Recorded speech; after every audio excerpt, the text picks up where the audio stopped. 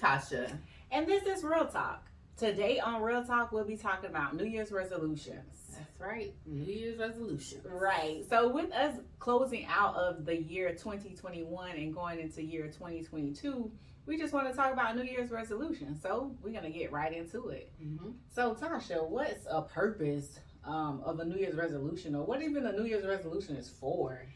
Most people use it just to set a goal for the upcoming year, something to look forward to or to stick with that gives yourself something, just to have something positive to do in the new year, I think. What you think of most people set New Year's resolutions for? I think most people set New Year's resolution to have something, like you said, something to look forward to, something to track their milestone, something to that extent. I prefer to set goals versus resolutions. They kind of the same, right? Yeah, they kind of go hand in hand. Yeah. I know. I just think about. I remember when I was younger, and going into the end of the year, we would always be like, "Oh, we got to set our New Year's resolution," or whatever the case may be. And my New Year's resolution used to always be to lose weight or something. I don't know why. I do that all year. It would be that, or to eat healthy, or to all these different things. Why do you think people emphasize so much on the beginning of the year to do all those things? Like it is something that you should do all the time, right? But why they put so much pressure just because the year's starting? I think most people put pressure on because the year starting is because it put emphasis on it, and it's supposed to set the tone for that year. Is the only thing I can think of. So sense. I feel like if I plan this at the end of the year, going to the beginning of the year, it's going to set the tone for that year, and I'll be able to do it. Yeah. I know I read before that if you do something for at least 21 consecutive days, it creates a habit. Right. So the goal is do it from January 1st to January 21st, and then it'll automatically be, your habit now. So that seemed like a short time, but it's like get into that 21 days, because I read that only 9% of people succeed in their New Year's resolution. Out of the whole world, it's like billions of people in the world. It's only 9%, not even 9% of people. Oh succeed. my God, that is not even 50 people. So now that's crazy. 9%. That's nothing. Nothing. So that means I'm proud of the other 98 whatever percent, because I always set resolutions, but by the end of the month. End of January, it's out the window. But did you do it consecutively, though? Probably not, obviously. Okay, right. Because if you think 21 days, that's what? 3 weeks? Yeah. Pretty much. So if you do something for 3 weeks, you should be able to. But the thing is, most people... Depends on what it is. Yeah. I read, too, most people don't even get past probably day 3. That's me. Day 3 with some things. It's like you got to be consistent with it, I guess. I don't know. I think I usually last like a week, and then I'll just get occupied with something else, or I forget about it, or I don't know. I think with some stuff, if it's not that important to me, even though I say, oh, I'm going to do this, maybe it's not that important. So I feel like that's why I don't accomplish it. And then sometimes my schedule may permit it on this day, but the next day it don't. And then it's like, all right, forget it. It don't work with my schedule. Yeah, I guess you just have to be disciplined. And the whole world is that 9%. Well, I got to meet them, because what is they telling they stuff? No, I feel like it goes with discipline as well as motivation. Right. So it's also like, well, what motivates you to even be able to accomplish your New Year's resolution or your New Year's goal? That's a surprising number, though, 9%. That's like so little. That's super high. I mean, super. We gotta do better, world. Gotta do better. What y'all doing? Let's not be part of the 9%. Right. Let's get that be number part up. of the 9%. I mean, let's be part of the 9%. I'm sorry, I'm tripping. Let's be part of the 9%. You know how most people be like, oh, I'm part of that 1%er. Like when it comes to the money or making money, is that 1%? Yeah. All right, we want to be part of the 9% now. Exactly. We still want to be part of the 1% as well as the 9%. So that means when I ask, because I ask some people sometimes, oh, you sticking to your resolution? They be like, yeah, you lying, because it's only 9%, and I'm pretty sure I don't know none of them people. So y'all need to tell the truth. If we did, it's okay, because obviously all of us have it. But right. It's all right. But the thing is, even though so let's go back to that 9%. So where are they getting this information from? I don't know. I read it on Google. That's it. So that's the thing. Where does that information come from? How do they get that statistics to say 9%? Polls, Or Right. So Yeah. out of that, how many people took that poll? So to make it 9%, it's probably higher than right. Y'all, we ain't gonna be part of that 9%. We don't even know what that 9% is. But at the end of the day, go out and, plan for your year.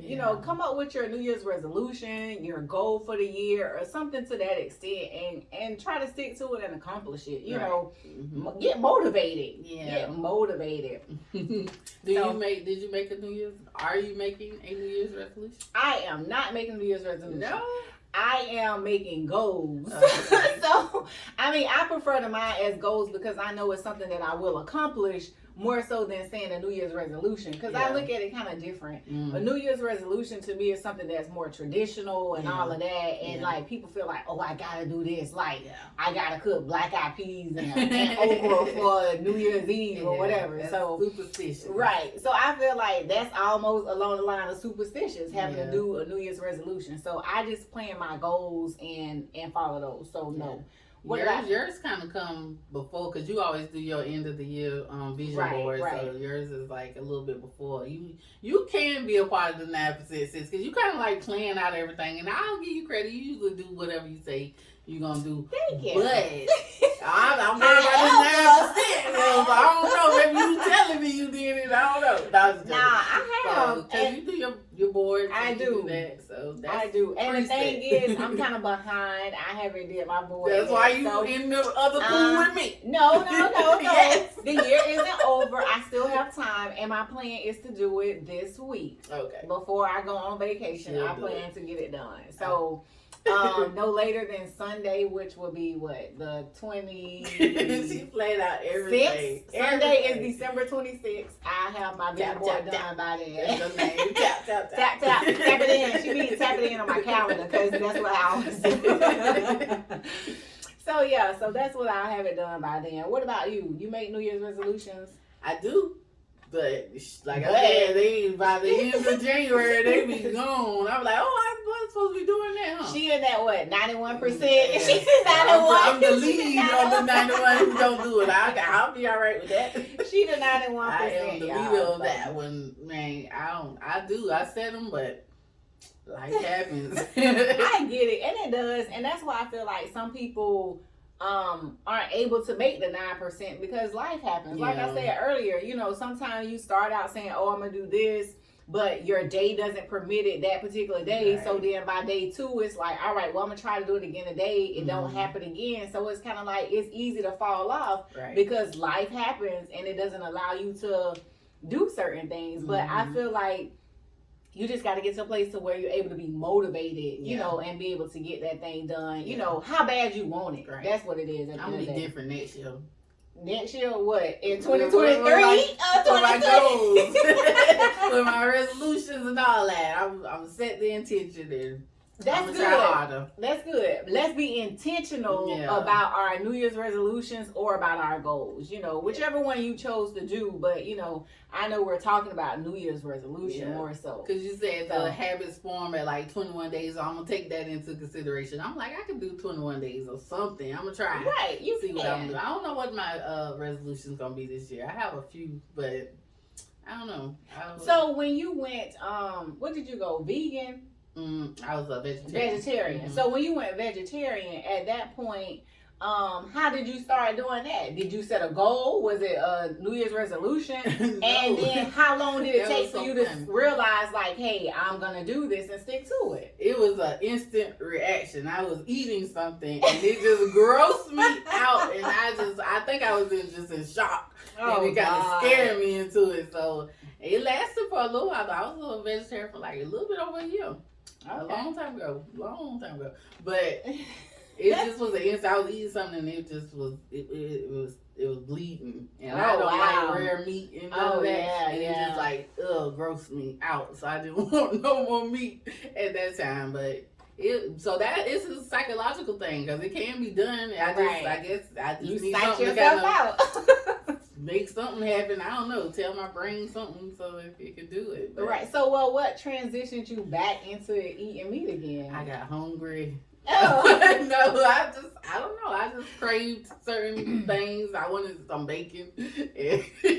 Oh God. And I just jumped back in. But wow. That's but what happened. I just feel like when you make those different things, make those different decisions, it's one of those things where it's like, I want this, and this is why I want it, so I gotta do it. Yeah. And I think that was a decision that you made that day, a conscious decision to say that, hey, I ain't eating meat no more. And so when you didn't eat meat no more, you just went right on and no meat. And nothing. So that's how you can do with accomplishing your goals and your New Year's resolution. Hopefully. I'm gonna try though. I'm gonna try. Just psych yourself out. Find a way to psych yourself out. Like, my life depends on it. So I think I need to try to psych myself out. Like, all right, get on this treadmill every day, or work out every day, or. But you've been working out. I have started back. Did you do your bike ride things? I did my bike ride. I rode my bike Sunday, and I did like I think it was about 30-something minutes, and I did a little over 5 miles. Wow. So Gotta give yourself credit, Yeah. And I think, and so that brings me to tips to keep your resolution. And one of them is rewarding yourself. Yes. Of course, I know that's not the first one on the list, but it came to mind when we were talking about that. So what better way to implement that? So, like I said, rewarding yourself when you accomplish your goals or your resolution. So let's get into the list then, since you mentioned the list. So we'll just go in order of it. So a way that you can keep your New Year's resolutions, I guess this comes from the 9% that did it. They made wrote a list down or so. Yeah, I wrote that list. And these are some tips that you can do if you care about keeping your resolution, because that would be a good accomplishment. If you set a goal and you accomplish it, then it does set the tone for your year. So at least set one in the first month to get through that, since it's 21 days to form a habit. So the first month should be your goal. So the list starts as number one. Be realistic. Yes. Now let's talk about being realistic. Yeah, let's talk about it. So, if you're just starting to work out, I'm just going to use workout for all our examples. Yes, so if you're just starting to work out, right, because that's what most people want to do, lose weight at the beginning of the year. Right. And that's when the gyms fill up, these memberships. That's when the gym make the most money. I'm going to start the gym. All right, so back to this list.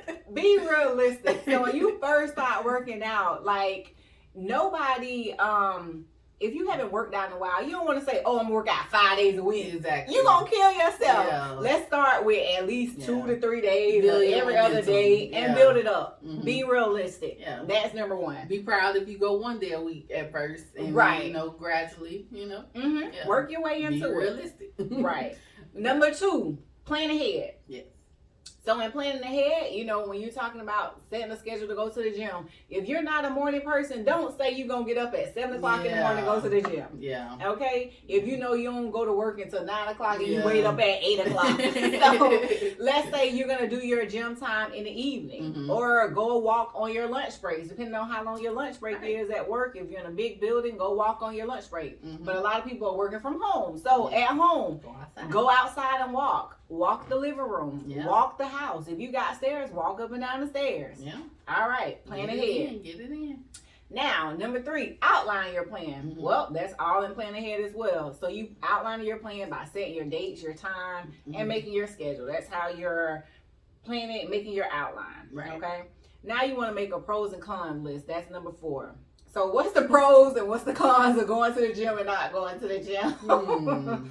Going to the gym, it will promote in weight loss. Yeah. It will help you to accomplish that weight loss goals that you're striving for. Right. Not going to the gym, you'll continue to gain weight or you'll stay the same size you're at. More than likely, you're going to gain weight because you're not doing any physical activity. Sure.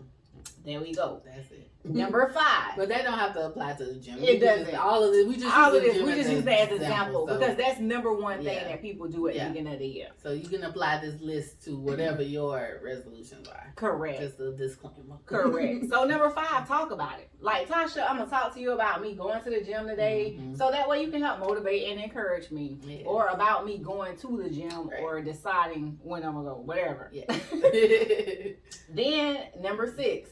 Hey, I said it, reward yourself. Right. So yes, reward yourself. If you go to the gym 3 times that week and you said that you wanted to go 3 times that week, have one cheat meal. Yeah. And don't overdo it. Right. You know, and like I said, we're only using gym as an example because that's what most people do for their New Year's resolutions. Yeah. Reward yourself just a little bit with that Slightly. one. Yeah. Or either go get some ice cream. Yeah. Or have your favorite snack or something like that. Just don't overdo it. Because you need to eat anyways to lose weight. People don't know that. That's true. Mm-hmm. Okay. And then number 7, track your progress. So when you first start out, before you go to the gym or at the gym on your first day there, do your weight. Whatever your weight is, write it down. Yeah. Then a week later, or however often you want to track it. Let's say a week later. Okay, see what you accomplished by going for the week.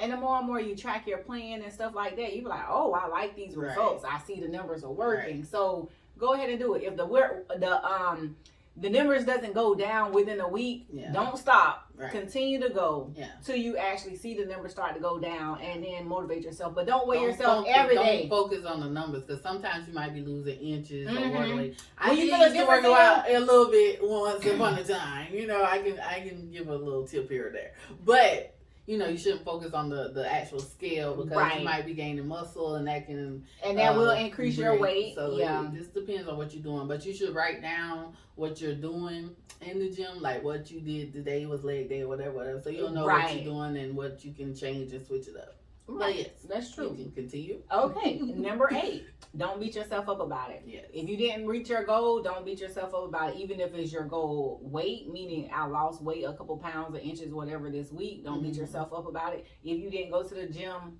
5 times, you only went 3. Acknowledge yourself for going for those 3 times, because usually you wouldn't have gone at all. Yeah. So don't beat yourself up about it. All right. Number 9, stick to it. Yes. That goes back to what I said earlier. If you go one day that week, continue to try to go multiple days that week, or continue to go. Stick to it in order to see results, because if you don't stick to it, you won't see results. Sure. Okay? Simple as that. Anything. Anything in life. And then number 10, keep trying. No matter what you do, keep trying. Don't give up on any of your goals, anything, or your New Year's resolutions. You want to always keep trying on whatever it is that you're looking to accomplish. Right. All right. And with that being said, those are things that you can look forward to in coming up with your New Year's resolution. Tips to help you keep on track with your New Year's resolution, as well as accomplishing them. Anything else you want to add, Tasha? No, it's good to set some kind of goal or resolution. It's always good to do that, just so you can give yourself something to look forward to, because life just becomes such a routine sometimes. So if you just throw something in there that's different, that you might not usually do, then that's something you can look forward to doing and sticking with. So it won't hurt to try something new or different. It won't. You want to make sure you try to break those habits. Yeah. And as always, until next time, peace. Happy New Year. Happy New Year.